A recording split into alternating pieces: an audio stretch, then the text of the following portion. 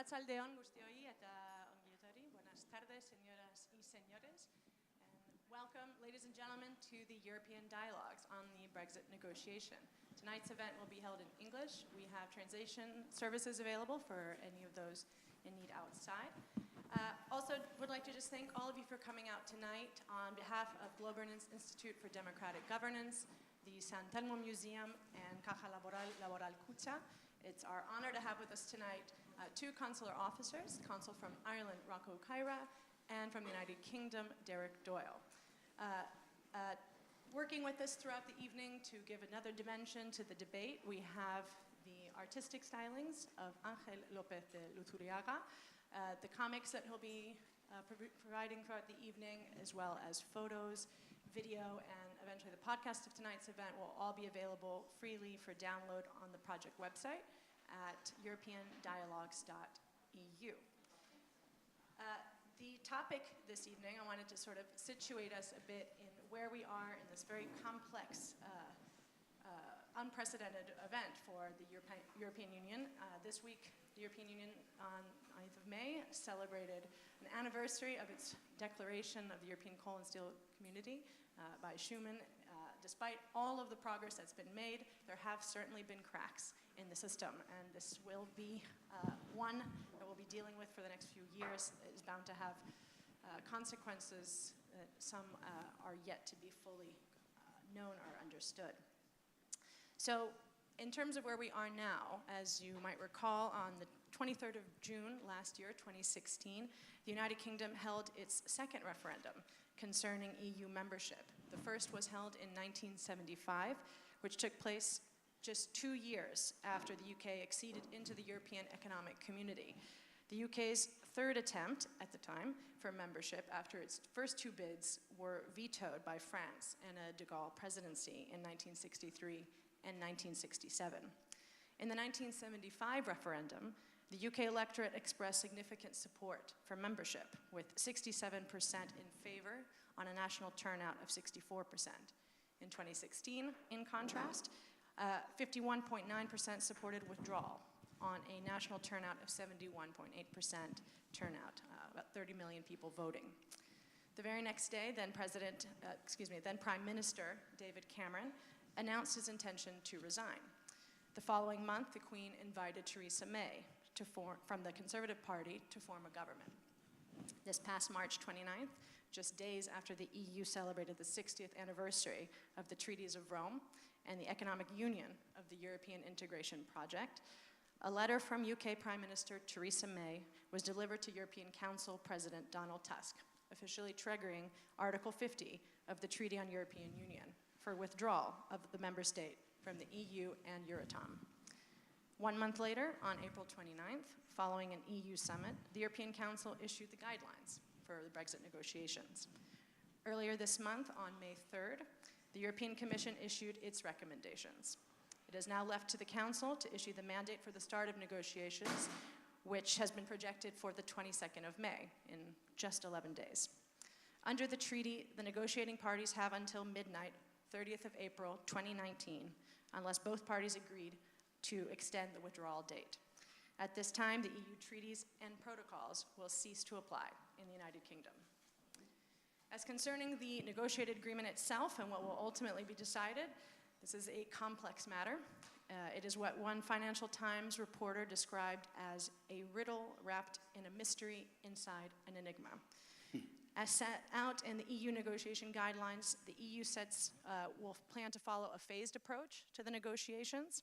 In a press conference last week, the chief EU negotiator, Michel Barnier, explained that before any discussion of a future relationship between the EU and the UK, the first phase of negotiation will seek to reach agreement on a few key issues. The first and top priority for the European Union is the rights of citizens. Consider that there are currently nearly 3 million EU citizens living in the UK and just over 1.2 million UK citizens in the EU. Also, a top priority will be the financial settlement. It's been made clear that this is not to be confused with a fee or a penalty for withdrawal, but rather the sum of the financial commitments from the UK to the EU. And finally, the issue of new external borders, in particular, with particular attention to the border on Northern Ireland as a delicate issue, which I'm sure Rocco will speak a great deal to. And there are a number of other issues that have been put forward by both the EU institutions as well as from the UK government that will need to be negotiated over the next 2 years at least. To give you a glimpse at the breadth of these issues, governance issues after EU law will cease to apply in the UK will have to be considered. The UK has proposed a Great Repeal Bill to avoid a legal vacuum. We're speaking of over 40 years of legal development that will have to be disentangled. Judicial cooperation, law enforcement, and security, particularly with issues in matters of terrorism and migration, will be a huge priority. Sovereign base areas in Cyprus, the location of EU agencies that are currently in the United Kingdom, access to the single market, of course, is a big, complicated issue that will have to be balanced against the issue of free movement of people and the interest to have some control over immigration. Trade deal negotiations. Currently, the negotiation of free trade agreements is an exclusive competence of the European Commission. So what will happen to the possibility of negotiating deals bilaterally with the United Kingdom, and even if in the next 2 years and beyond that, even if it is negotiated to, say, remain in the customs union and accept a common external tariff, will it really have true autonomy and the ability to conclude trade deals with third parties? Finally, dispute settlement. Will the UK subject itself to the jurisdiction of the European Court of Justice, or will some other form of dispute settlement have to be agreed upon? So this and much more. We have a lot to talk about, so let's get to it. I'd like to introduce to you our speakers, who will speak in turn, share some of their ideas and perspectives as much as possible.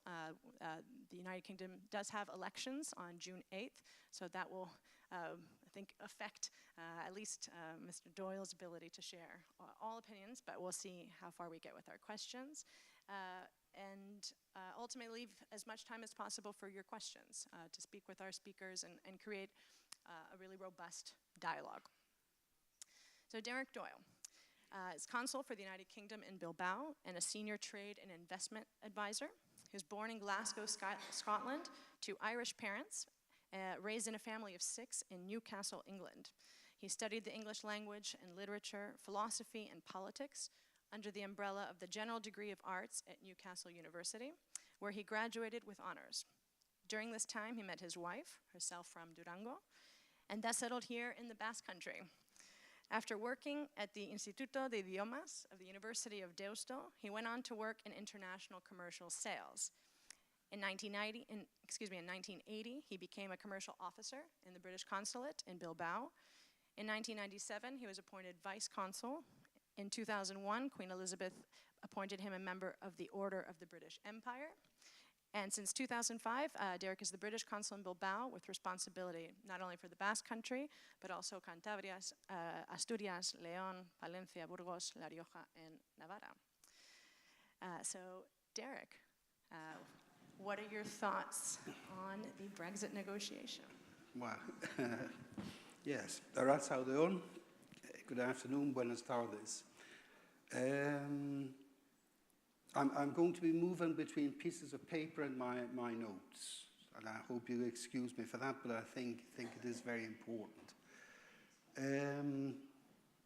I'd like firstly to thank the Oberyn's Institute, Democratic Governance, San Telmo, and Gavral Kucha for inviting me to speak this evening in this magnificent setting in San Sebastian, a magnificent, beautiful city, and at home with the Duranguesa, where we often comment that if we won the pools or we won the lottery, we'd certainly buy a property in San Sebastian.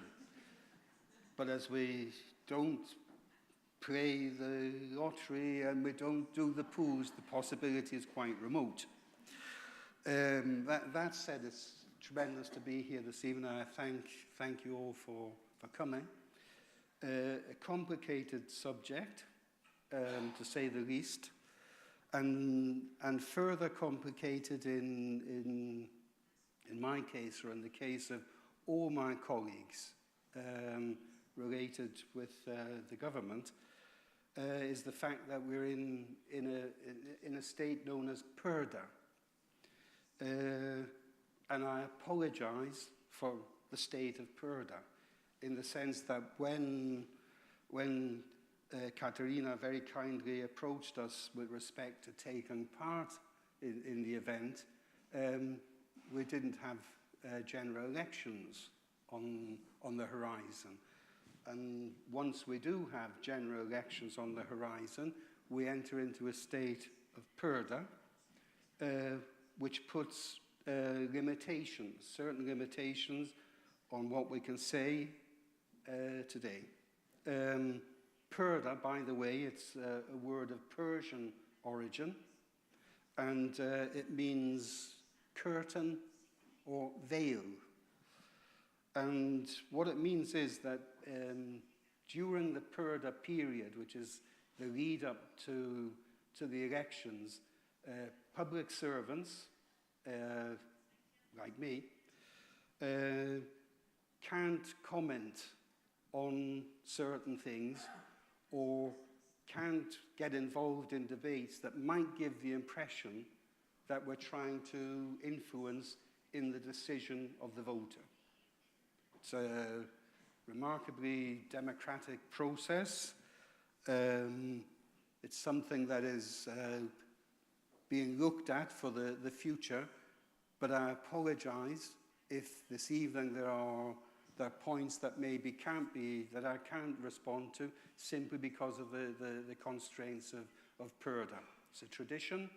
It's been around for many years, and we have to respect it, obviously, whilst it's there. And we'll see after the next elections whether somebody decides to remove it. That said, in summary, till the 9th of June, I can't publicly speculate on future policies around Brexit as it corresponds to the future government to set the course for the future. But what I can speak about, and what I'm going to speak about, is the general context, the existing policies already announced, because certain things have been announced and will be implemented independently of who wins the elections. And an example. The fact that the United Kingdom will leave the European Union, given that all parties have made it clear that the result of the referendum will be respected. That I can say, because it's a fact. And what I hope this evening to do is talk about the facts that are there without any political colour. Article 50. As Katerina said, last month, the Article 50 was triggered on the 29th of March. And it was triggered following the confirmation by the UK Parliament of the referendum results by voting with clear and convincing majority in both houses for the European Union notification of withdrawal, so accepted by the majority. The bill was passed on the 13th of March and received royal assent from Her Majesty the Queen and became an Act of Parliament on the 16th of March. Her letter of 29 March, which Katerina mentioned, which I have here. Her letter of 29 March to President Donald Tusk, President of the European Council, set the wheels of withdrawal fully in motion. In the letter, she proposed principles for discussion to help make sure that the process is as smooth and successful as possible. But before the letter, Mrs. May made a speech in Lancaster House in January. And in that speech, what she set out was the negotiating objectives for exiting the European Union. But also what she did in that speech was to make a reference to what kind of a country do we want to be. And I'd like to read, if you don't mind, and excuse me for doing it in this manner, but I'd like to read what she said. And in reading it, I'm not making any political judgment, valuation of it, but simply that this is what she said with respect to what kind of a country do we want to be. Here goes. My answer is clear. I want this United Kingdom to emerge from this period of change stronger, fairer, more united, and more outward-looking than ever before. I want us to be secure, prosperous, tolerant as a country,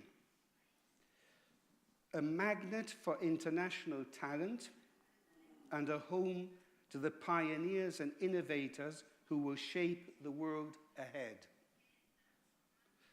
I want us to be a truly global Britain,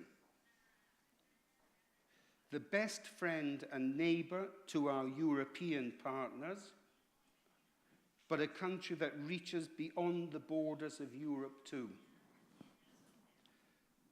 I want Britain to be what we have the potential, talent and ambition to be.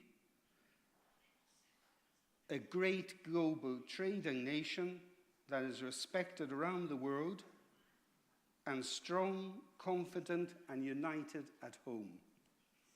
And that's what Mrs. May said about the country that she envisages, and she is the leader of the present government in the UK.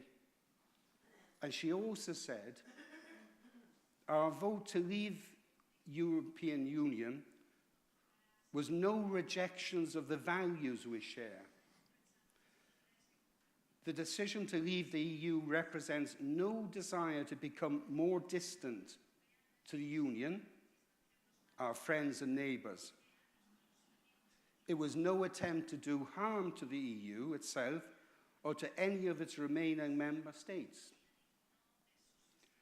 It was a vote to restore, as we see it, our parliamentary democracy, national self-determination, and to become even more global in action and in spirit. And then she went on in that speech, which was in January, to describe the objectives of what the negotiations will be. Again, this is there. It's not a value judgment, but there were 12 and are 12 objectives within that negotiating process. Of the 12 objectives, the first objective is certainty, to provide a sense of certainty. That is crucial. And what the government, the then government, wishes is to provide certainty wherever we can. And an example of that certainty, which Rocco and Caterina know more about than me, is, for example, the transposition of EU law to British law. So that when Brexit occurs, when the disengagement happens, the crossover between English law, EU law, will be smooth. And having that certainty And I recognize, and maybe should not recognize, that the task is enormous in a very limited time span, but there is a declared intention to assure that certainty. And that's simply an example. A stronger Britain is one of the ambitions. That stronger Britain has to do with control over our own laws,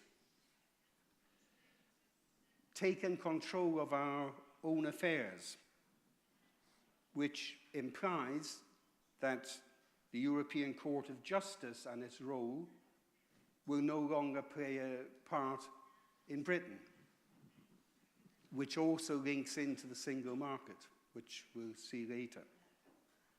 So, an ambition to control our own laws. In fact, as Mrs. May said, or as the present government said, we will not truly have left the European Union if we are not in control of our own laws. Hence this dilemma with respect to the European Court of Justice. Strength of the Union, again, one of the objectives, more important than ever to face the future together, which is evidently a reference to the fact that we are the United Kingdom of Great Britain and Northern Ireland. And a sign also of the wish, the desire, that strengthening of the Union occurs was the setting up of the Joint Ministerial Committee on EU negotiations. Scotland, Northern Ireland, Wales, England, talking about the negotiations. The negotiations are not being imposed by Whitehall. The fourth objective, and this is Rocco's subject. Also, by the way, my surname is Doyle, and I have had Irish parents. So this one also has a certain sentimental, I shouldn't say it, it's Purda, has a certain sentimental implication for me, which is maintain the common travel area with Ireland. It's an important priority for the UK, for the present UK government. And I know I keep making references to the present and current or actual government. That is the demands of Purda. The common travel area has existed for many, many years.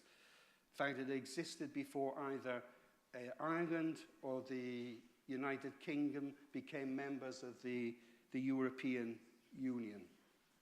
So that question, that issue, is a priority. And the ambition is to find a practical solution. That was Objective 4. Objective 5 is to do with a fairer Britain. Fair to everyone who lives and works in the country. And it also implies control of immigration.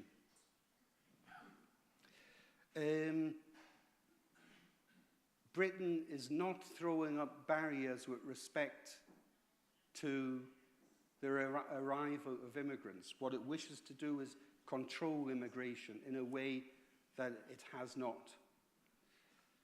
What its ambition is to continue to attract the brightest and those that serve the national interest.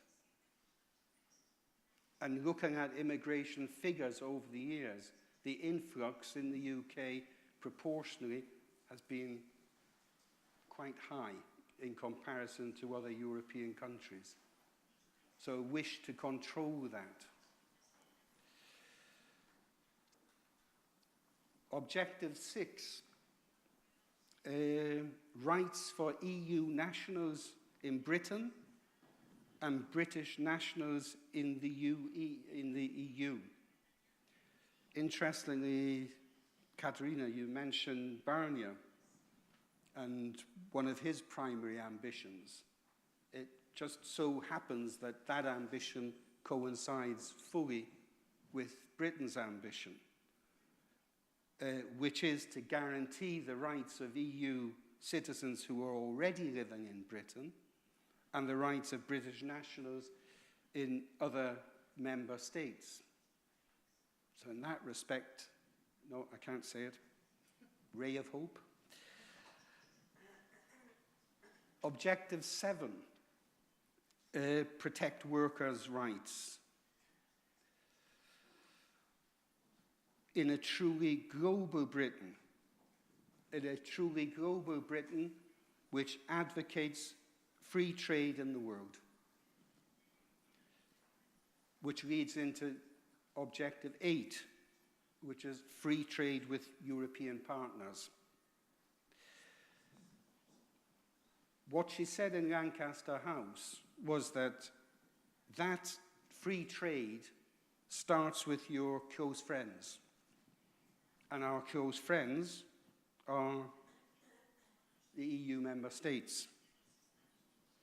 So we have a bold and ambitious, or a desire for a bold and ambitious free trade agreement with the European Union.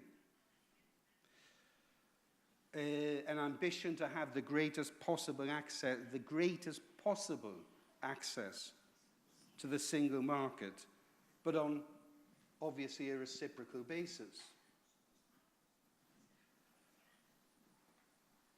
In that respect, if we look, for example, at trade between the Basque Country, or maybe we do that later, it's important. 9th objective, new trade agreements with other countries. The freedom to strike trade agreements with countries outside the EU. Trade agreements at present are governed by the EU. So one of the ambitions within this movement is that the UK will be able to negotiate agreements with others on its own terms outside the EU. There are those that say that since joining the European Union, trade as a percentage of GDP has more or less stagnated in the UK.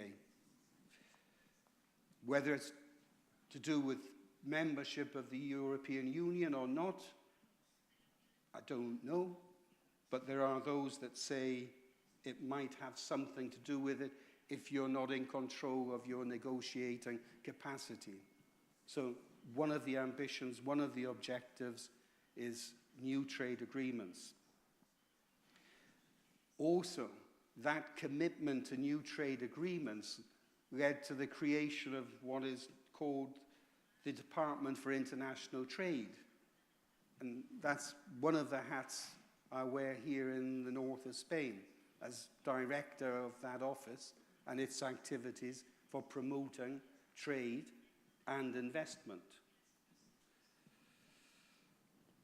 Also around that concept of the Department for International Trade,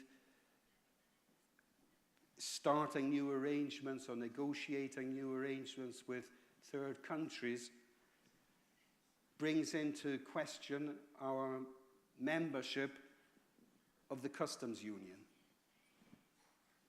and the implications that that might have, and also commercial policy, the common commercial policy. They will have to be subject to negotiation, but the objective is to reach agreements. 10th objective, and one that I think is particularly with respect to the Basque Country, has to do with the objective of being the best place for science and innovation. A place in the world for science and innovation. And science and innovation is about collaboration. Hence the reference to the Basque Country, which invests 2.2% of its GDP in research and development. And we have important relationships already in the field of research and development that obviously we want to continue increasing. 11, and remember we're talking about the objectives that were set out by Mrs. May in her speech in January in Lancaster House. So this is progressing. But number 11, cooperation in the fight against crime and terrorism. Crime and terrorism and foreign affairs cooperation, sharing intelligence, material with EU allies. That also is an objective which is common to us all, that fight against crime and terrorism. But also the ambition of a phased approach, a smooth, orderly Brexit. A Brexit that will be a new, strong, constructive, very important, constructive partnership for a strong EU and a strong UK. Now I'll go back, sorry for flashing about, but that was Lancaster House. And then since Lancaster House, what has happened, and if I can find it, this is the letter that Mrs. May sent to Mr. Tusk. And in that letter, she proposed principles for discussion to help make sure that the process is as smooth and successful as possible. So we had the Lancaster House Declaration, where the objectives of the negotiation were set out. And in her letter to Mr. Tusk, she sets out some principles of how the negotiation could progress. And what does she say? We should engage with one another constructively and respectfully in a spirit of sincere cooperation. I think I repeat it because I think it's an important statement. We should engage with one another constructively and respectfully in a spirit of sincere cooperation. First point, first principle. 2, we should always put our citizens first. 3, we should work towards securing a comprehensive agreement. Agree a deep and special partnership. It's going to be something new, something that hasn't happened before, but deep and special partnership. We should work together to minimize disruption and give as much certainty as possible. People and businesses in both the UK and EU would benefit from implementation periods to adjust in a smooth and orderly way to new arrangements. Rocco. In particular, we must pay attention to the UK's unique relationship with the Republic of Ireland and the importance of the peace process in Northern Ireland.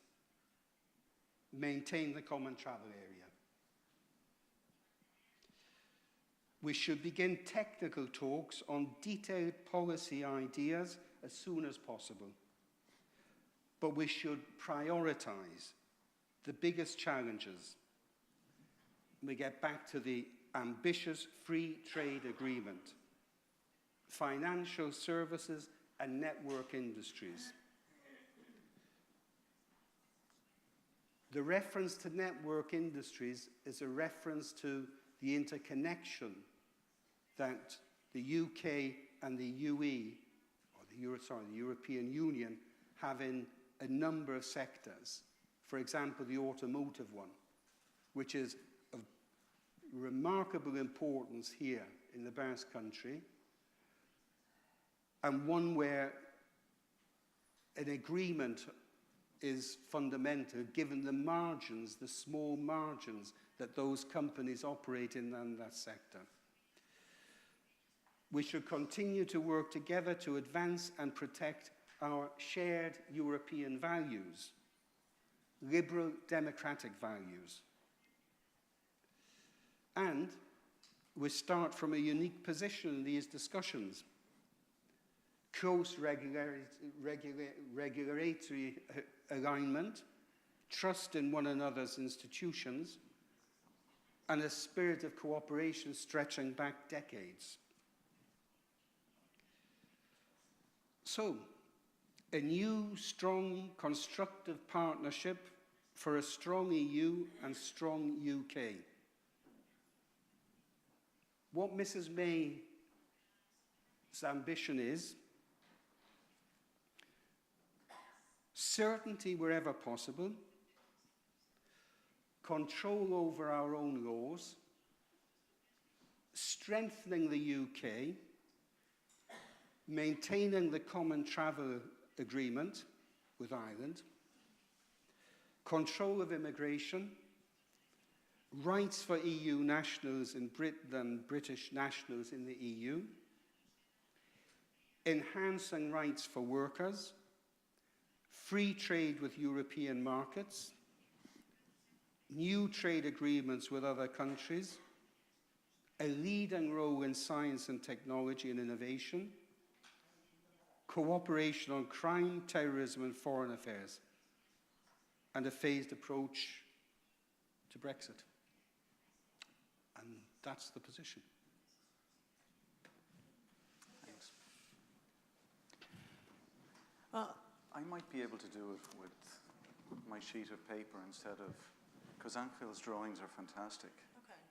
All right, we'll stick with the drawings for our sound team that was working with the screen. Thank you, Derek. I know that it was difficult politically for you to kind of steer through some of those issues, but I think that sets out a sort of nice view of where the UK priorities are for the upcoming negotiations, and I think it brings up some issues that Rocco can speak to quite directly. There's concern about having a hard border along Northern Ireland, and obviously Ireland, and what that could mean, and that, of course, now being a top priority for both sides. So perhaps you could speak a little bit to that, and maybe more perspectives. Thank you. Okay. Well, I had a PowerPoint presentation which would mess up this, and I think Angel's drawings are much better than my PowerPoint presentation. So I'll try and work from memory and from what I've been writing down here. Okay, so, well, first, thanks very much to the organizers, and specifically to you, Caterina, and to Juanjo for inviting me and for this opportunity. And I'm going to use it to talk about basically the consequences, the concerns of Brexit specifically for Ireland. And of course, I think there would have been very few Irishmen that didn't wake up that day when they heard of the result and didn't think about our border with Northern Ireland. The economy was not an issue. It was our border with Northern Ireland. Just to explain this common travel area, you've got to remember that 100 years ago, Ireland was in the United Kingdom. It was part of the United Kingdom. All of the island of Ireland was. And there was a Government of Ireland Act to divide Northern Ireland from the south, but before it came into force in the south became the Irish Free State. Okay. And it only became a republic in 1937. Until 1937, it seems that the British government considered, or was happy to consider, citizens of the south of Ireland as British subjects. Okay, so we've always had this common travel area. It's only ever been interrupted during the Troubles in Northern Ireland, and that was for security reasons. And when I say it was for security reasons, there were security controls. It was like a war zone on the border, okay? But now, if you cross, if any of you have done so, you'll know, sometimes it's difficult to know that you've crossed from the south of Ireland into the north. It might be that you notice because the road surface changes, like when you go from here to another province, because the authority that's responsible changes, or that the post box is red instead of green. Okay, but otherwise there are no signs up saying "Welcome to Great Britain." Okay, it's completely subdued. And one obvious sign, of course, is the one that warns you that the speed limits are in miles when you enter Northern Ireland instead of kilometres, as in the south. Okay, but that's what the border is for us. And since, especially since the Good Friday Agreement, and since there has been a period of peace and stability, that is the way the border is, completely invisible. So the border, Brexit, or the referendum result, has already had an impact on people living on the border. And in fact, I didn't think of this when I was in Bilbao yesterday, but now that I'm here in Donosti, I do. I mean, there are people here that live in France and work here, and vice versa. Okay, so you will understand this. But imagine that if that border came back. Okay, and in Ireland, the border hasn't come back, but the pound has devalued. And there are people living in the Republic of Ireland, working in the north of Ireland with a salary in pounds, but they're paying an Irish mortgage, which has become considerably more expensive. So that effect was there from the day the pound devalued. There are children on one side of the border living on one side and going to school on the other. There are families, close families, with members on one side of the border, members on the other. There are farms that are split on both sides of the border. Okay. Local economy has been affected as well, because obviously those that some time ago it was worth their while traveling to the south because the pound was strong, now don't do this. So businesses on the border on the south side are already suffering. So Brexit is already being noticed there. But I'll come back to the border later on. I've been following the Irish press, and the emphasis was on the border, our border. And then one day somebody said, well, we've got to start thinking about the economy as well. We've got to prepare for the changes, the challenges. We've got to become more competitive. Okay, so we're aware that there's a risk there. We're aware there's talk about business being lost and so on. But on the other hand, a couple of days ago, I read that 4 big accountancy firms in Ireland, their profits have increased substantially since the Brexit referendum. Okay, and it's taken to be down to business coming towards Ireland instead of Britain. Other opportunities, the Irish Bar Association, the Council of the Bar, the Colegio de Abogados, is saying that there will be opportunities for lawyers, because in contracts, international contracts, that London before was used as a forum, maybe in the future Dublin will be chosen, because Ireland will remain in the European Union, and thanks to regulations that govern jurisdiction and the execution of judgments, our judgments will continue to be executed in the European Union, which may not be the case with British ones, or it may. Okay. And other opportunities that come merely from the fact that we are going to be the English-speaking country left in the European Union. I'll come back to language afterwards, because that's a bit complicated as well, but that'll be the case. Then, of course, the Good Friday Agreement, and people have been saying, what will the impact be on this? I would like to think, and I was in Belfast tracing, well, I should have said it at the beginning, you've got a British consul with an Irish name, and you've got an Irish consul with an Italian name, but you've also got an American moderator with a Greek name, but that's the way the world spins. Okay. So my great-grandparents moved to Belfast over 100 years ago, and this summer, I visited my great-grandfather's grave in Belfast. I don't think there's any risk of going back to the troubles that existed in Northern Ireland, okay? I don't think that's at risk, okay? But the peace agreement did have elements in it which could be relevant for what's going on now. There are, for example, the peace agreement has power sharing institutions established, an assembly where, which appoints an executive where power is shared by nationalists and unionists, Catholics and Protestants. That's going to continue to be there. There's the option in the event of a majority of the people of Northern Ireland and also a majority of the people of the south of Ireland wanting for the reunification of Ireland. And then there's a whole area of cross-border cooperation in important areas like health and transport.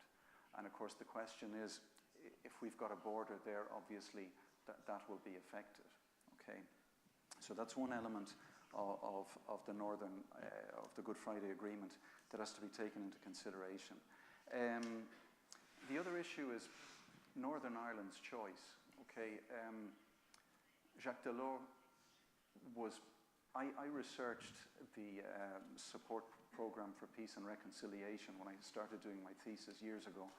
And he decided it was his personal decision to put finance into Northern Ireland in support of the peace process, right? And Northern Ireland has benefited from European Union funding. And if you add to that all nationalists would be pro-European Union, but also others that have benefited from funding, from travelling, from being in a more cosmopolitan society, it's obvious that Northern Ireland, despite the fact that unionist parties were officially pro-Brexit, 55% of the people of Northern Ireland voted to stay. That percentage would justify reunification with Ireland, but it wasn't enough to stop Brexit. Okay. There are those, I'm saying it because there are those that have commented that in the formula for deciding to leave, one of the conditions should have been that Scotland, Wales and Northern Ireland individually should also back Brexit. Okay, but it wasn't the case. It was just an overall majority. The next thing, because virtually everything, well, not everything I have here has been touched on, but a lot of the things have. The European Union's consideration of Ireland, Caterina also mentioned it, that in the guidelines from the 29th of April, there's a specific paragraph in there that confirms support for supporting the peace process in Northern Ireland and so on, and our border and everything else. But there's something about it that worries me. It's all subject to respect for European Union law, okay? And this is like saying, well, you can do what you want, but you've got to respect the principles that everyone else in the European Union has to respect. So that means that, yes, it'll be done, but there will be limits on it. We can't do what we want. That border is not going to be an issue that can be negotiated between the Irish government and the British government. They can speak about it, but whatever is established would need the support of the European Union. Okay, but the support has been expressed. And also I've read in the press, but I haven't been able to find the official document referring to it, but also apparently support has been shown that for the integration of Northern Ireland in the European Union in the event that in the future the island were reunified. Okay, but I wouldn't have been worried about that because we've got the German precedent where with the reunification of Germany, East Germany joined. Right, nationality, because Derek said that for the United Kingdom there's this very special relationship with Ireland, but for we Irish as well, our relationship with the United Kingdom is very important, and I'll express a few things as we go along. But if we go back to the Good Friday Agreement, the Good Friday Agreement recognises that anyone born in Northern Ireland can choose to be either Irish, British, or both. Okay. So what I'd say to you is that there has been a spectacular increase in the demand for first-time Irish passports since Brexit. Okay, anyone living anywhere in the world who has a grandparent or a grandmother born in Ireland can apply for an Irish passport, right? And in Northern Ireland, people were born, they have this right under the Northern Ireland, the peace agreement, to apply for Irish passports. And at the passport desk in Belfast, the increase in the demand for passports in the year January 2016 to January 2017 has seen an increase of 70%, right? Even staunch unionists have said in public that, well, if we're entitled to the passport and we're interested in having it, let's be pragmatic, okay? So there are people that would not otherwise have applied for an Irish passport, and now they're applying for one, right? Other things that we Irish are worried about. What about those of us that live in the United Kingdom or would like to live there in the future? Because we have always seen the United Kingdom as somewhere where you could go and work. I'm a qualified lawyer in Dublin, and my qualification was automatically recognised in London independently of anything to do with the European Union. And I can go and live in Britain and be treated, I won't be British, but I will not be considered foreign. And why? Because we've got a piece of British legislation from the 1940s which everyone had forgotten about until Brexit. It's the Ireland Act 1949, and it says that Ireland shall not be considered a foreign country, and this was after the Irish Republic was created, and it extends that definition to the citizens of Ireland. We're not considered aliens or foreign, okay? We're not considered British, but we're not considered foreign. What does it mean in practice that we exercise rights that apparently, as far as I'm aware, are the same as British people exercise, including the right to vote in all elections, okay? But then, what about British people living in Ireland? Well, we changed our constitution to allow voting rights for British people living in Ireland in consideration of the fact that we had voting rights in Britain, okay? So, for example, I can't help expressing my, say, deception at the fact that I've been living in Euskadi for 25 years next month, and I'm still not able to vote in elections here other than municipal elections and European Parliament elections, but that's the way it is. If I were living in Britain, I'd be able to vote in Parliament elections, and if I were British living in Ireland, I'd be able to vote in the elections to the Irish Parliament, okay, both houses of Parliament. Right, then the last thing, and really I presume that there's going to be a pragmatic decision on this, but it does occur to me, when Ireland joined the European Union, or the European Economic Community as it was then, the Common Market, I used to see documentaries on it on TV in black and white. It seemed that the Common Market was about selling Irish cattle in other parts of Europe, okay, but obviously it evolved into something more than that. But when we joined, we did not ask for the Irish language to be an official language, okay? But a few years ago, when 10 new members joined and languages like Maltese became official, we asked for Irish to become an official language as well, okay? So now Ireland has its own language as an official language in the European Union. So what happens to English when Britain leaves? Because, for example, English is a second official language in Ireland, and I think also in Malta, but both Irish and Maltese are official languages. In theory, there isn't a justification for English to continue to be an official language, but it has become a working language in the European Union. I know French is the official language of the Court of Justice, but if you go anywhere in any institution in the European Union and you speak English, you're not going to have any problem. It has become the working language. So I've been looking for an official view on this, and I haven't been able to find one. I find press cuttings, but I haven't found anything official. But it's there as an issue. Okay, and it would be a problem for Ireland because despite the fact that Irish is our first official language, not many Irish people actually speak it. So losing English as an official language in Europe would be a problem. Okay, and I think I've remembered everything.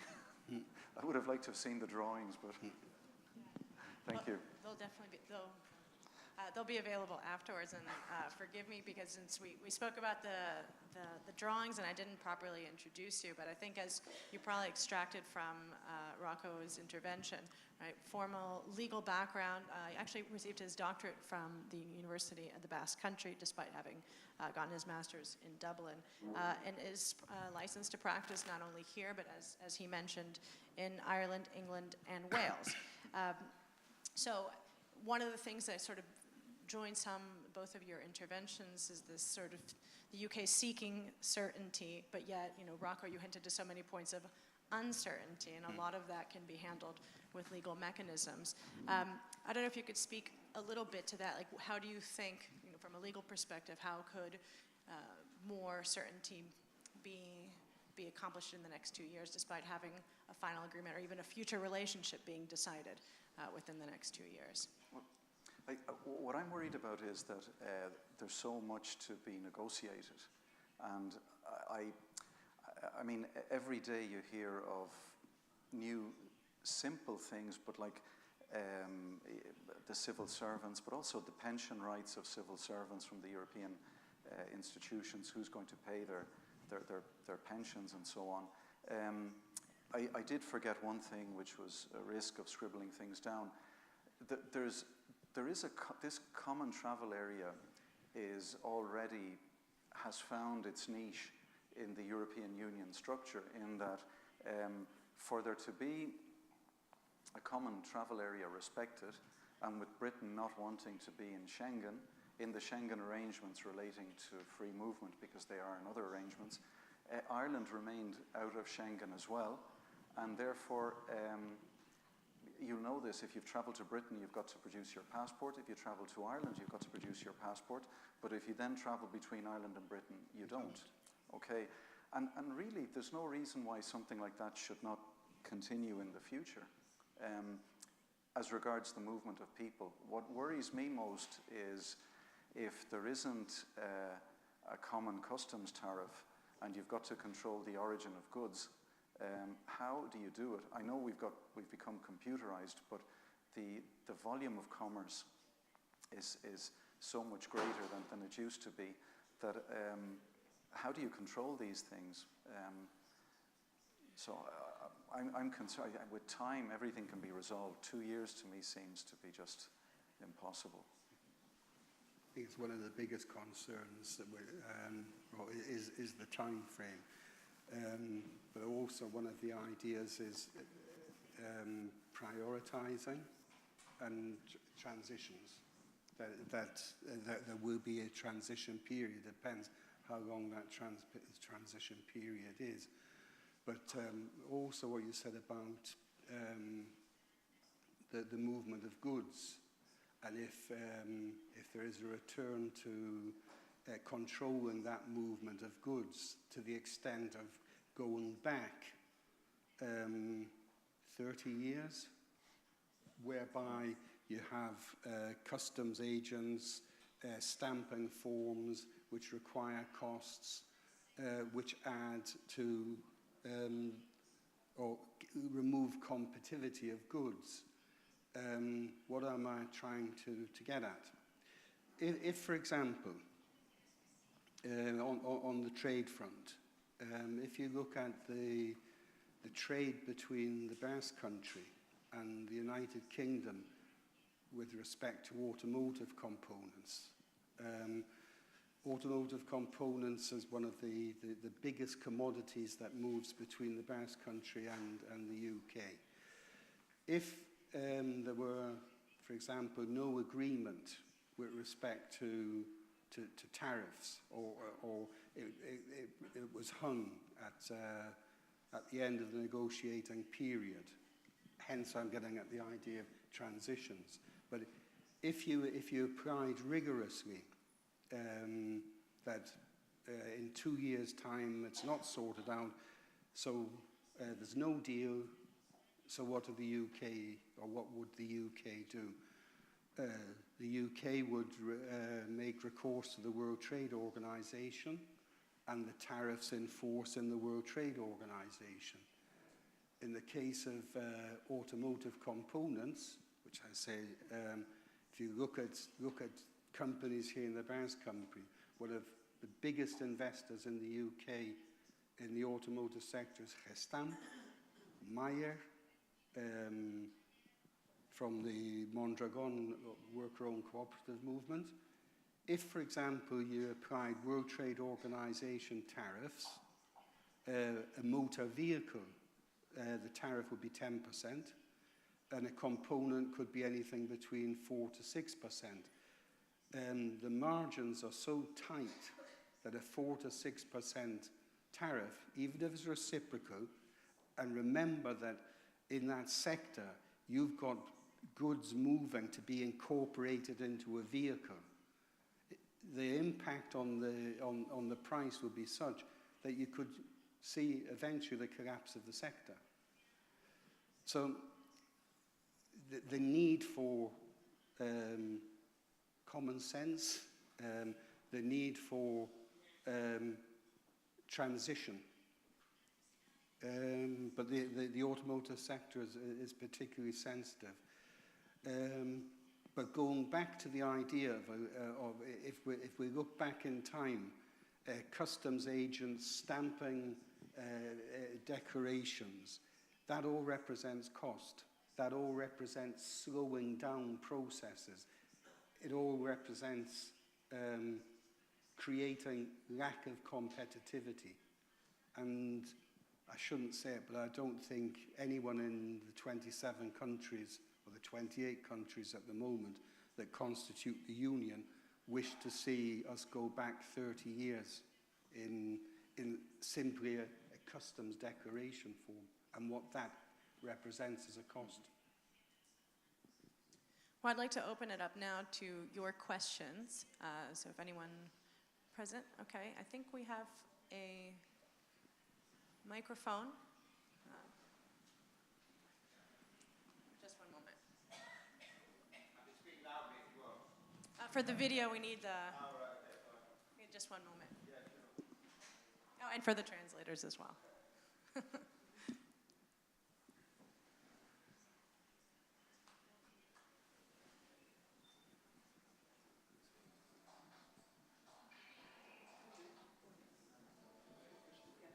Yeah, first and foremost, I have to say that the idea of Theresa May and the Conservative government protecting workers' rights is frankly laughable, but maybe that's a point for another day.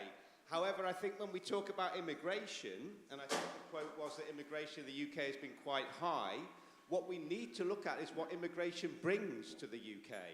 So a recent study by a University College London showed that between 2000 and 2011, 20 billion net was brought into the UK economy due to the contribution of immigrants. So consequently, what I would say is that Theresa May's recent focus on reducing net immigration is purely and simply economically illiterate. And as much as you can comment on that, I'd be quite interested to hear. Thank you. To be honest, I can't. I can't. Sorry.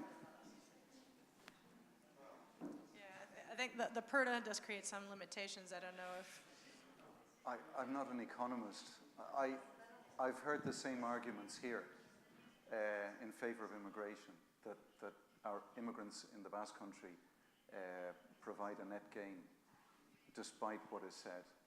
Also, over 11.1 million brought into the economy by students into the UK, by foreign students studying in the UK.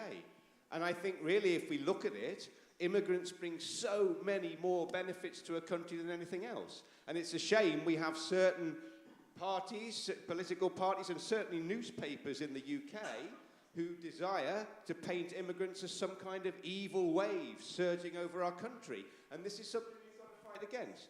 And I really don't think that the current Conservative government standpoint is at all conducive to any kind of unification or any kind of strong Britain. It might be a strong Britain if we go back to the idea of when we were a colonial power, but certainly not anything for a future that I or many other workers, both in Spain, Britain, or throughout Europe, would like to see. And I think it's about time that people realise that what we have here is what she likes to call a hard Brexit policy, and what we're in very big danger of getting is Brexit for bankers, and Brexit that will only benefit those who already have more than they should have in the first place. And as somebody who, you perhaps won't be surprised to hear, voted Remain, then I think what we have to do is make sure that Theresa May knows that we do not want the kind of Brexit that she is currently fighting for. And personally, I'll make a political comment I can. I think what would benefit workers in the UK and throughout Europe is a Labour government led by Jeremy Corbyn. And I cross my fingers that we'll see that on the 8th of June. Other thoughts or questions from those present? I know that Derek probably can't respond, so maybe one of you can.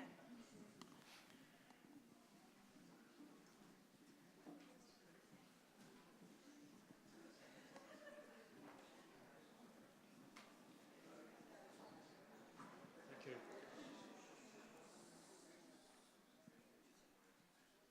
Yeah. Well, thank you both for your interventions. Very interesting. And I understand the limitations that you come with under the current circumstances. But I'm surprised that nobody has mentioned one word that seems to me fundamental if any of this is going to work well for anybody, and that's trust. Okay, it's all very well to talk about, or for Prime Minister May to talk about the need for respect in negotiations, but negotiations don't work without trust. And trust needs building, and it needs maintaining from before they start. That means appearing before 10 Downing Street and accusing EU people, senior people, of attempting to influence the outcome of the upcoming UK elections does not look like attempts to build trust. To me, it points the other way.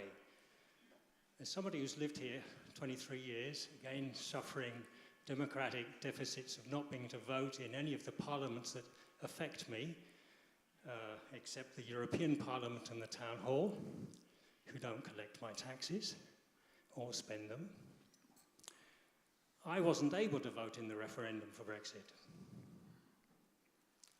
So I want to see where is trust going to be built and by who and how. And I appreciate both your comments and thoughts on this, but I don't see how they point to who is going to be doing this and when. Because 2 years, as both of you have said, is not going to easily bring us to a sensible, workable arrangement for everybody. And that, from my point of view, has got to include me.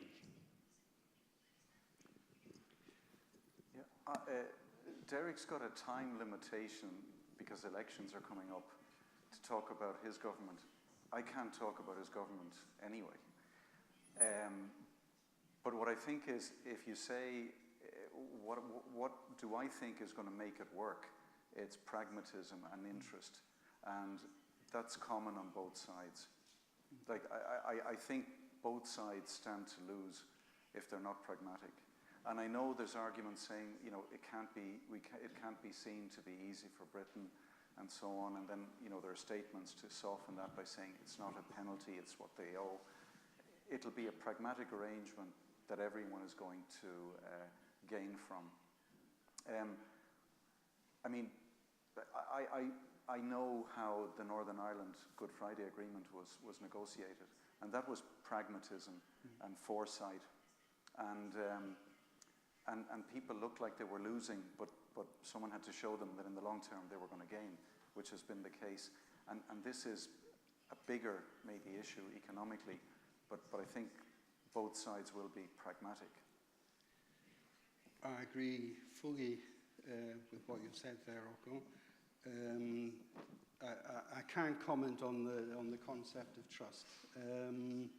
What I can say is that the UK has a relationship with the UK, and governments in the past and present governments have a long-standing relationship with the EU, EU states and EU politicians. Mrs. May has had numerous conversations with leaders in the European countries. She's made her point. We are in election times, and we're at the start of a negotiation period, and at times negotiators tend to spar. And then when you stop the sparring, you get down to the serious stuff. Yeah, this morning I was in my negotiation course, and a number of the students are here today, and as they could tell you, and any trained negotiator can tell you, it comes down to common interest.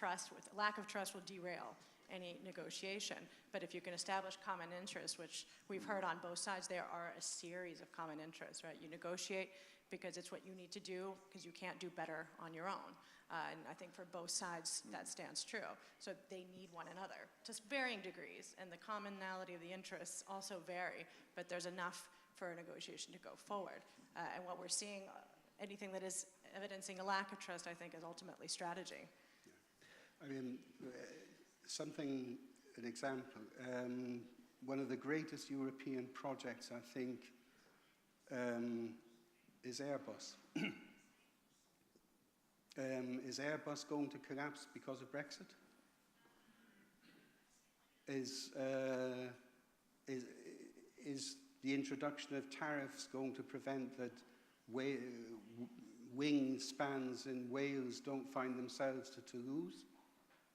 At the end of the day, there will be a prioritization of interests, and there'll be a prioritization of sectors.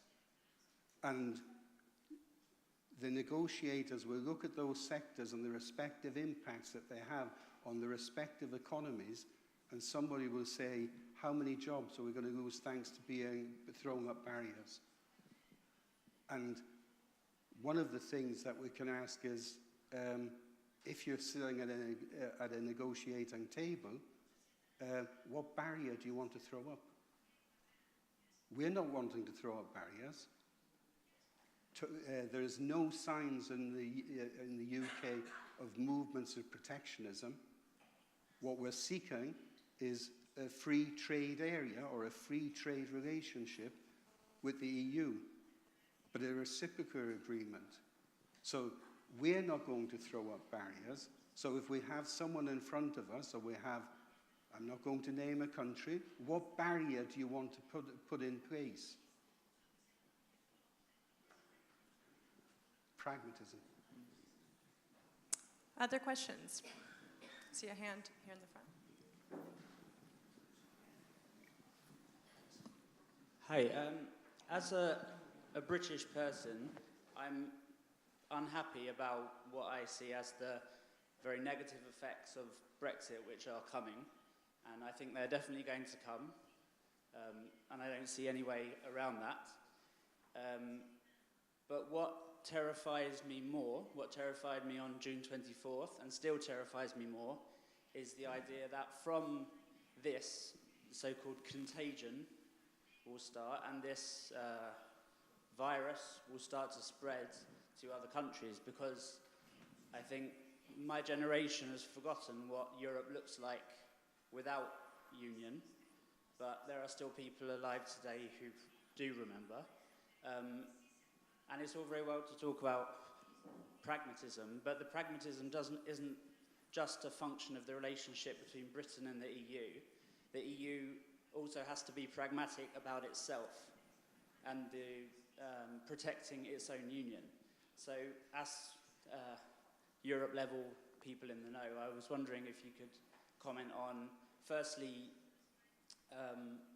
what risk do you consider there is now, how the land lies now, of contagion to other countries? And secondly, how do you think that fear of contagion is going to affect the EU's negotiating position? Because as far as I can see, the EU's hands are fairly tied. And if Britain comes out of this as this globe-straddling economic behemoth that Theresa May has in her mind, then what kind of effect is that going to have on other populist, I don't know, whatever you want to call them, movements in other countries? Well, Holland survived the test, the Netherlands, and as recently as last Sunday, France did. I think possibly what has happened along the way is that maybe it all moved too fast, too far and too fast for everyone. So some are comfortable with the way it's going, and then others might not be. Also, maybe being a bit realistic, countries leaving and their impact, it varies. It would vary on what country it is that's leaving. I think with the United Kingdom, it's because we're talking about such a big economy that is so important for the European Union. But the other big economies seem to be standing firm. So could there be, could this pass on to others? Well, it could, but at the moment, where there was worry, I mean, the next test will be in Germany with the elections there. But it seems that the nucleus of Europe, what was always there, is still staunchly European. Britain hasn't always been 100% convinced about this project. I mean, I'm not saying it, I can say it, but I'm saying it on the basis of certain facts. Like, it didn't join the euro and it didn't join the Schengen arrangement to keep those controls. But maybe, more consideration should have been made for that viewpoint when it wasn't. And then there are other countries that are delighted with the euro and with Schengen. I mean, I've got family in Italy and I can cross France by car and use the same currency and no controls, and it's great. But I think maybe that consideration wasn't taken as we were moving along, that maybe this doesn't suit everyone. All I can say there is two numbers, and maybe that'll give you an idea of what I'm saying. 52% for leaving, 48% for staying.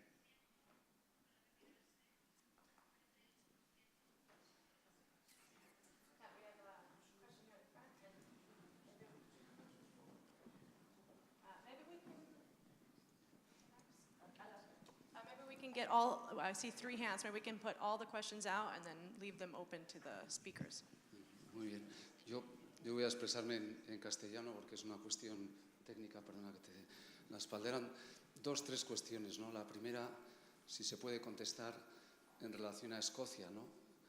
Y a la dimensión importante que implica la relegitimación sobrevenida con un elemento tan catártico como puede ser un Brexit que implique la pérdida de todo lo que representa un valor para Escocia, ¿no? Sea en el momento que sea, eso plantea un problema importante porque puede ser la primera verdadera ampliación interna de la Unión Europea y producirse la llamativa situación de que el Estado del que proviene la ampliación interna se va y una parte de ese Estado se integra con ciudadanos que son europeos desde 1973, que tiene todo el acervo europeo incluido en su legislación, y si Croacia ha tardado 13 meses en entrar, el 28º Estado, Escocia, en un mes podía ser Estado europeo, ¿no? La segunda cuestión es que, respecto de los derechos de las personas, todavía no se ha invocado la Convención de Viena sobre Derecho de los Tratados, ¿no? Existe un principio de salvaguarda de los derechos adquiridos de buena fe costando tratado, y por lo tanto yo creo que eso no debe de ser objeto de negociación, que los derechos de quienes ya están allí y de los británicos que están en Europa, en la medida en que pertenezcan y continúen en el Estado donde han adquirido sus derechos, no se pueden ver alterados. Y creo que ese debe de ser un elemento no negociable porque hay derecho convencional, ¿no? Y el tercero y definitivo es que hablamos de negociación, de pragmatismo, de buena fe, pero las cosas son lo que son, ¿no? Y si el Brexit es el que dice Theresa May que va a ser, es imposible negociar. No te puedes quedar con el bombón que te gusta de la agenda y el que no te gusta tirarlo. Es imposible, no se trata de tener actitud vengativa, sino que es un todo, y hasta el mejor negociador del mundo, que es el mundo británico, no va a poder resolver ese nudo gordiano. Porque, ¿cómo resuelves la cuestión de los 250 bancos extranjeros en Londres que agrupan a casi 2.500 puestos de trabajo que están en Londres porque tienen ficha bancaria europea para el resto de estados? El 29 de marzo del 2019 o se van a Irlanda, o se van a Londres, o se van a Frankfurt, o se vienen a Donosti, o dejan de tener ficha bancaria o tratado, y por tanto negocias que aceptas como Noruega las 4 libertades sin ser europeo, o traslado. La pléyade de sociedades constituidas interesadamente en el Reino Unido, a partir del 29 de marzo, no es que dejen de ser europeas, dejan de tener personalidad jurídica por estar mal constituidas. Y todos sus socios pueden ser objeto de responsabilidad. O se van a un país europeo, o si se quedan en el Reino Unido, tienen un serio problema. Todas las empresas online del juego en Gibraltar y en el Reino Unido, que el año pasado han facturado 76.000 millones, o se vienen a una ubicación europea, o solo pueden mercadear entre el Reino Unido y Londres, luego no tienen negocio. O se trasladan, o el tratado prevé todo eso. ¿Cómo pretenden resolver todo esto? Porque es imposible que el Brexit, que dice la autoridad política británica que va a existir, exista y se continúe pensando que es factible. Y por último, los 70 convenios, citando la posibilidad de acuerdos bilaterales, el Reino Unido va a poder negociar 70 convenios en un mes con 70 estados a los que ya pertenece la Unión Europea, porque le van a resultar ya no de aplicación, ¿no? Mi pregunta es si más que pragmatismo hay que hablar con realismo, ¿no? Y reconocer que el Brexit que se ha planteado políticamente es un suicidio para el Reino Unido, para su economía, a pesar de ser la 4ª economía mundial, y que sencillamente o se negocia con realismo y se dejan prepotencias y narcisismos sobrevenidos por unos y por otros, o es un absoluto caos, el peor escenario de negociación, donde pierden las dos partes, pero pierde evidentemente mucho más el que se va, ¿no? Entonces, no sé qué tipo de negociación se puede plantear después de las elecciones y del corsé dialéctico que implica que haya elecciones, pero es que no es cuestión de pragmatismo, sino de sentido común, ¿no? Y ojalá se instale, porque nadie le desea nada malo a ningún pueblo, al británico por supuesto tampoco, pero sería un suicidio anticipado llevar adelante las decisiones que se están previendo, ¿no? No sé si hay sesudos informes en el Reino Unido que recojan esto, pero es imposible, y perdón que me haya alargado, la descapitalización tan brutal que puede representar para el Reino Unido todo eso en el mundo de los negocios. ¿Eso se resuelve bajando 10 puntos el impuesto de sociedades? Me parece que no, que es vivir en la Arcadia feliz, pensar que eso puede atraer una inversión que va a dejar de tener 400 millones de consumidores europeos a su servicio solo tocando la tecla de Irlanda o de cualquier otro país, ¿no? Eso es lo que quería reflexionar y plantear. No, muchas gracias, Juanjo. We're going to, I think, get all I saw 2 hands, get all the questions on, at least have one round and let you respond to it all. Thank you. I would like to raise a question that actually looks a bit more at the perspective of the citizens. And the issue, from my personal side, I'm one of these future controlled migrants in the UK as well as here. In the UK, it became quite clear that within the Brexit debate and afterwards, we had a very high rise of racism and xenophobic attacks. I live in the northern city of Hull, which we had 70%, 69% Leave voters, and we had an extreme element of racism going through with this. And I'm actually addressing much more than the negotiation and the political part of it, the question of what does it do to the population of the country, what does it do to the divide that is happening within, and that is showing through Brexit, the divide within the own country. And I would ask for a comment on the respect of how does it affect the citizens in the country, the citizens living together that have migrants around them, that migrants living with these citizens, to bring forward a bit more the social side, except for just looking at the political, economic, negotiation side. We had one more, Edu, if in the back.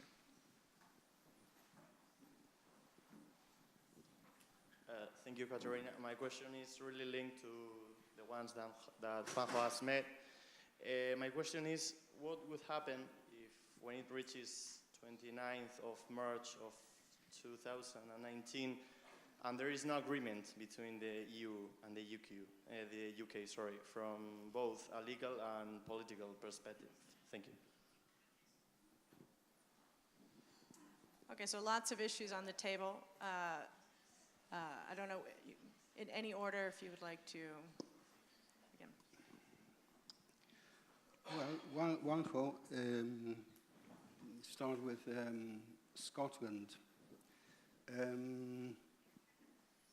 Scotland, en castellano, Escocia es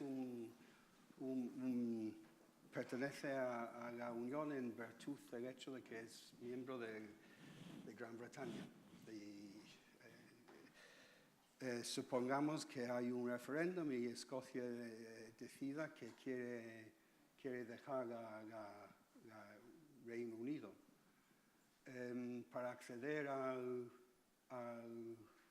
la comunidad europea haría falta un voto unánime entre los 27 miembros de la Unión. Ahí lo dejo.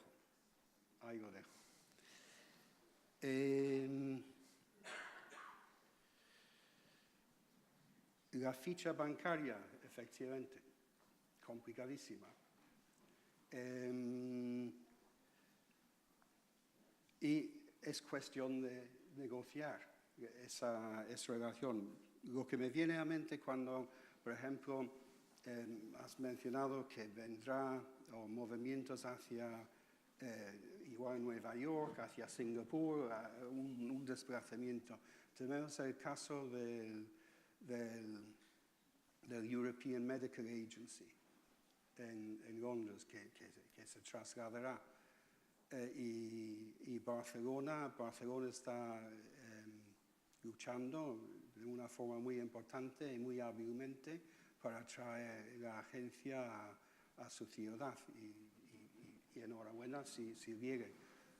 Pero hay un contrato de alquiler de ese edificio en que está ubicado la agencia con una empresa de Qatar que representa 40 millones de euros hasta 2050, que el que consigue la agencia tendrá que respetar. ¿Qué quiero decir con eso? Que todo es muy complicado y no hay nada blanco y negro. Yo creo que todo el mundo reconoce que, claro, el artículo 50 tiene sus condiciones y son 2 años, pero hasta Mrs. May está implícitamente reconociendo que hay que priorizar y extender en el tiempo los plazos. Y has comentado también, y creo, aunque no es el sentido más corriente entre los humanos y entre nosotros, que en un momento determinado el sentido común va a dominar. Yo estoy de acuerdo con lo que dice Derek, que hace falta tiempo, y creo que también si hace falta prórroga, habrá prórroga, sobre todo cuando pensamos que la prórroga no la quieres si perjudica a una de las partes, pero en este caso, para mí que haya 20 prórrogas, es decir, todo sigue igual y ya llegaremos a un acuerdo.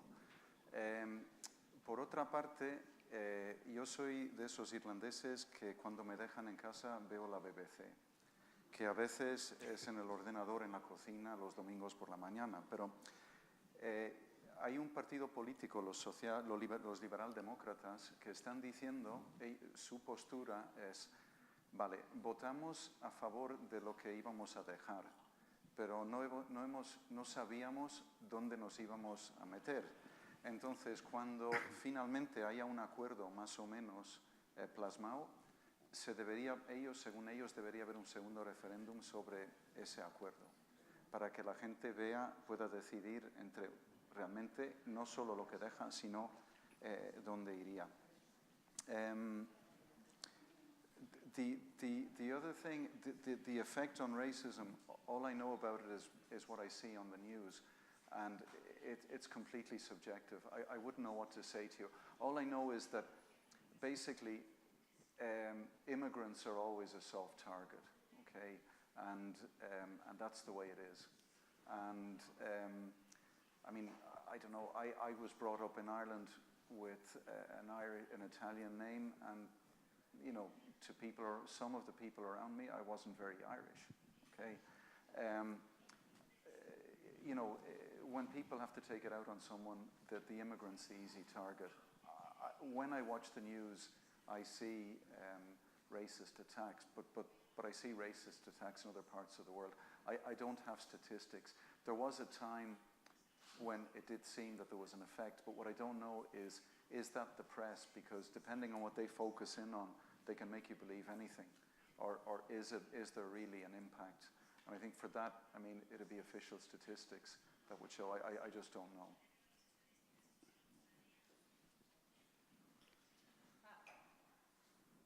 The final question was the possibility of having a no deal.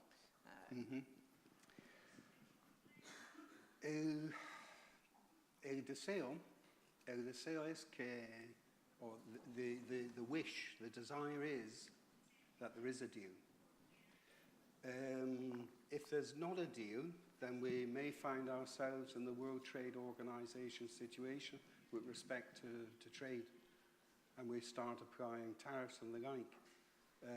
Frankly, I don't believe we'll reach that stage. I think the problem is if there's no deal and there isn't, you know, there isn't an extension. If there's no deal but we extend the time to reach a deal, then I can't see that not happening. There's too much on the table. It's impossible to negotiate all this in 2 years with external arrangements with other bodies and everything else. Also, the European Council negotiation guidelines themselves note that there won't be a full agreement. There'll be some sort of soft agreement on what a future agreement could look like, right? Withdrawal can happen regardless of any other negotiated agreement. The only thing that is definite, unless both parties agree, is that on the 29th of March, or at least at midnight on the 30th, the EU treaties and protocols will cease to apply. Every other possibility could just be extended in another negotiation context beyond that. You had your hand? Yeah. But do you really think, sincerely, that if there is no deal, the EU will be willing to agree on some time extension? Because I agree with Juanjo when he said that the EU's negotiating guidelines are not the same as the Theresa May ones. So that's why my concern is that I don't really believe that the EU will be willing of extending the negotiation time. What do you believe about that one? I can't answer. I'd go back to the pragmatism that I said before. If the European Union sees that what is about to happen is not of interest to the European Union, I'm sure I would like to think that the European Union would consider, and if it was in the interest of both sides, to extending that beyond 2019. Just on 2 points, because we had received an online question earlier. I wanted to talk a little bit more about Scotland and Gibraltar. So on the issue of Scotland, we received a question from Xavi Ecezabarena asking, will the UK government accept a new referendum in Scotland before or after formal agreement on Brexit with the EU? And on the question of Gibraltar, just your thoughts. In the EU negotiation guidelines, it's stated that after the UK leaves the Union, no agreement between the EU and the United Kingdom may apply to the territory of Gibraltar without the agreement between the Kingdom of Spain and United Kingdom. So your thoughts on either issue, Scotland and or Gibraltar? I think with respect to Scotland, I've answered that before when I spoke to Juanjo, where you can reach what's admissible if there's a referendum, etc. But at the end of the day, accession to the European Union rests with the 27, by that time, member states. And the agreement has to be unanimous. And there I'll leave it. With respect to Gibraltar, it's one, and I apologize, but Curda. I think I can say something about Gibraltar that is not political, but I've been there on quite a few occasions for work, and let's put it this way, when the 96% of Gibraltarians who voted in favour of staying in the European Union heard that piece of news, it would have made them pretty uneasy. And I leave it at that as well. Well, there is a proposal from the Spanish government having co-sovereignty. We're not sure how that will play out. More questions or thoughts from those present?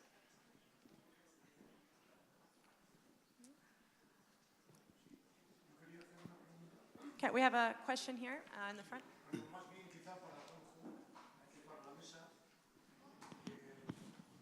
Relativa a cómo es exactamente el estatus de Noruega respecto de la Unión Europea. ¿Por qué no ves ese estatus aplicable al Reino Unido? Si tiene que ver, lógicamente, con el tema de la libertad de movimientos de personas. Y si, como europeísta y tratadista que eres de la cuestión, ¿no crees que todo esto del Brexit refleja también a un desbarre que se ha podido producir en la aplicación del principio de la libre circulación de personas? Me ha parecido entender que la proporción de gente que se ha incorporado al Reino Unido ha sido muy superior a la de otros países. Y si ese fenómeno no tenía que haberse controlado reglamentaria, o sea, en la reglamentación europea, un poco más para evitar esa sensación que ha habido en el Reino Unido. Bueno, y esa es completar. Sí, por completar, antes has mencionado Chipre, Gibraltar, los paraísos fiscales, tax havens. Eso no ha podido influir también en el Brexit, cómo se está atacando a ese tipo de formas de esconder el dinero, ¿no?, de la Unión Europea. Permite, Rocco y Derek, comento. Bueno, primero, Noruega es un país que decidió no entrar en la Unión Europea, pero que entendió que las 4 libertades de circulación, algo parecido ocurre con Suiza, donde también se aplica Schengen, le interesaba desde el punto de vista del intercambio. Con Islandia hay algo parecido también, pero Noruega es el ejemplo clarísimo que ha dicho: yo no quiero someterme a la soberanía de Bruselas, pero acepto equiparar mis estándares normativos a las 4 libertades de circulación de personas, de servicios, de mercancías y de capitales. No pertenezco al euro, pero cumplo los requisitos para que el euro pueda ser una moneda de cambio libre en Noruega. Los ciudadanos noruegos no votan al Parlamento Europeo porque no son Europa, pero se benefician de las libertades de circulación. Están en el programa Erasmus, por ejemplo. Las mercancías circulan sin aranceles y hay libertad recíproca a un ámbito y a otro, y los servicios exactamente igual. Ese estatus sería un estatus perfectamente factible, reivindicando la independencia de Bruselas, adaptando una legislación europea, convirtiéndola en británica, equiparando los estándares y pudiendo participar. Es la única manera a través de la cual participar. No podemos dar al Reino Unido lo que no podemos dar al resto de Estados, porque es un pack en su integridad, ¿no? Por lo tanto, sería factible, pero implicaría que los dirigentes políticos británicos reconocieran que el Brexit que plantean no es tal, sino que es una salida de la soberanía que supuestamente cedemos a Europa a cambio de seguir obteniendo los beneficios desde ahí, ¿no? Lo segundo es que el Reino Unido pudo, cuando en el 2004 entraron Polonia, Hungría, República Checa, Eslovaquia, Eslovenia, Estonia, Lituania, Malta, Chipre, pudo, como por ejemplo hizo España, poner un periodo de carencia de 2 años, limitando el acceso de los nacionales de esos países. Cuando hablamos de inmigración europea, estamos hablando de Polonia, Derek. En el Reino Unido el problema se llama Polonia y los polacos. Y yo no estoy demonizando a Polonia, pero es que el Reino Unido decidió, porque necesitaba en ese momento en su mercado de trabajo trabajadores, no aplicar ninguna exigencia de entrada, aplicar directamente las libertades. Si tú has querido que entren cuando te interesaba, ¿quieres echarles cuando no te interesa?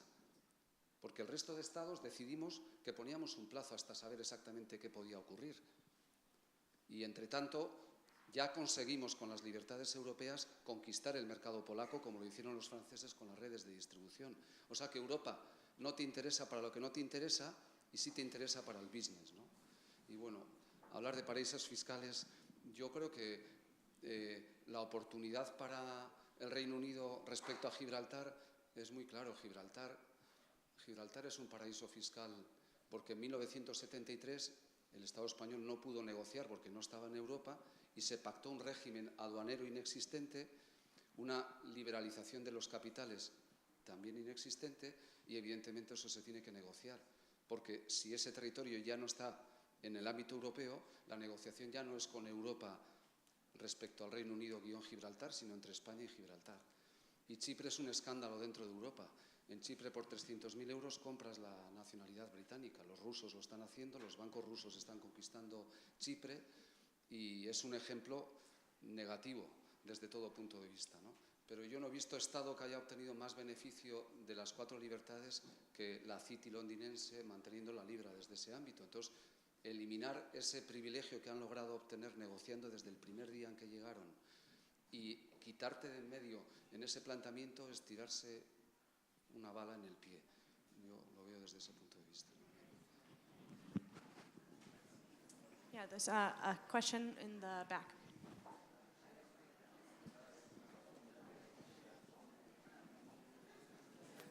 Yeah, as a British citizen resident in Spain, I would like to say something on Gibraltar, and I couldn't agree more.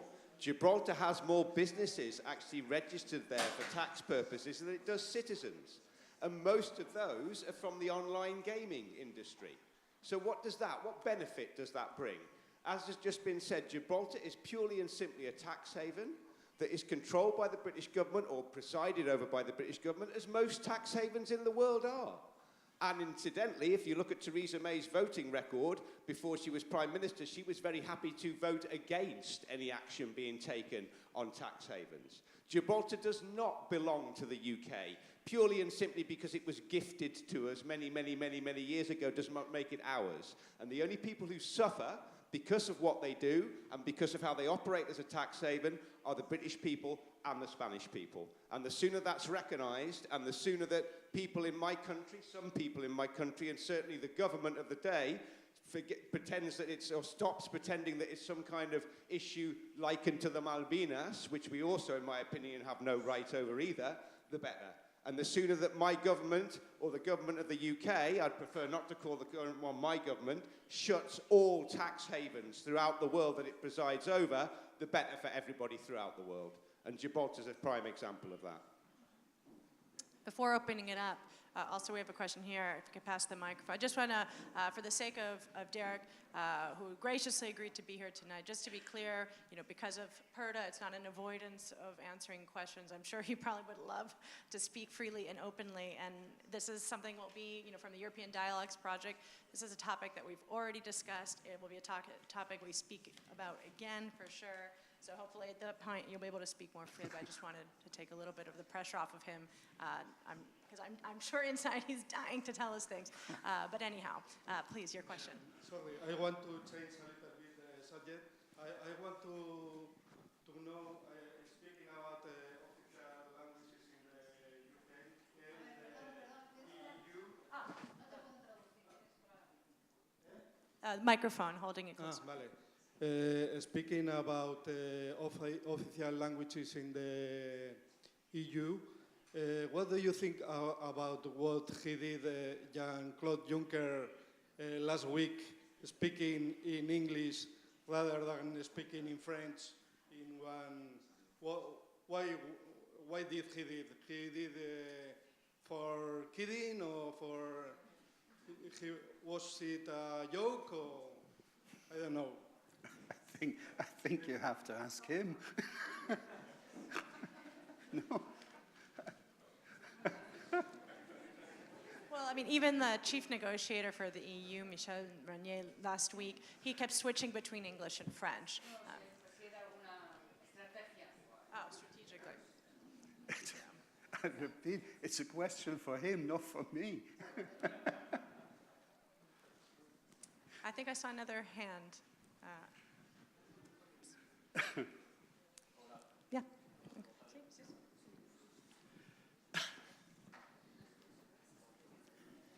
Bueno, como tú no puedes, usted no puede comentarlo, le voy a hacer la pregunta a Juanjo, perdón por...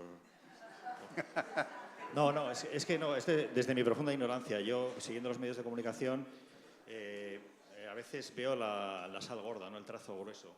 Entonces, lo que se transmitió de la última reunión que hubo es que Europa fue con una factura a negociar con Theresa May y Theresa May dijo que de qué iban, que ellos no tenían que pagar nada. ¿Por qué tienen que pagar algo?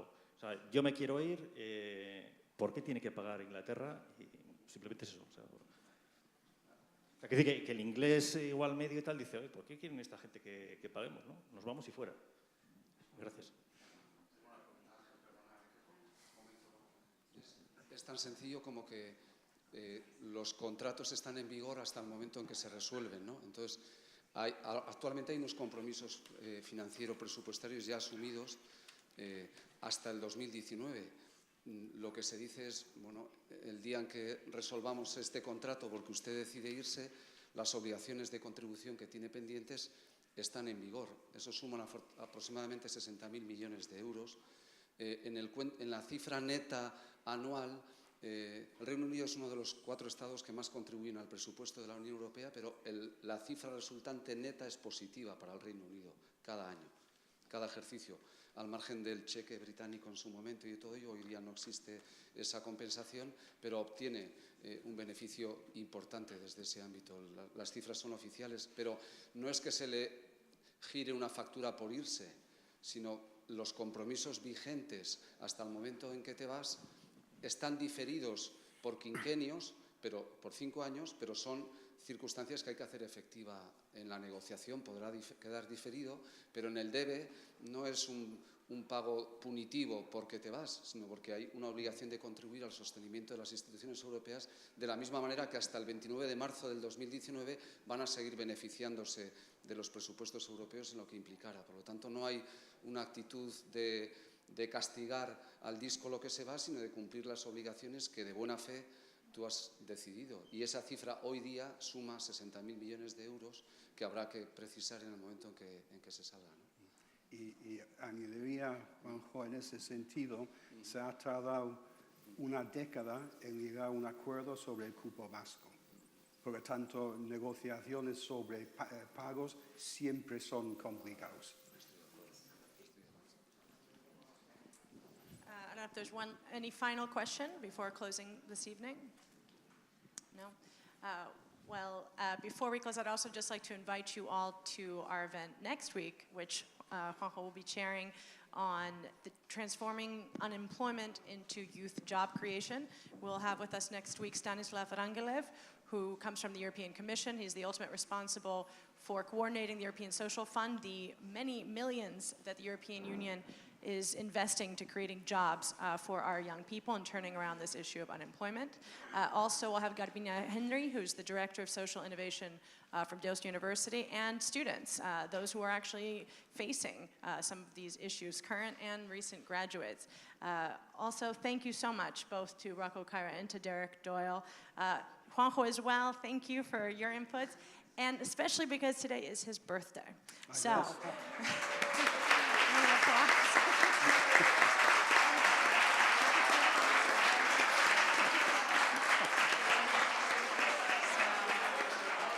Eskerrik asko, muchas gracias, buenas noches to everyone. Thank you.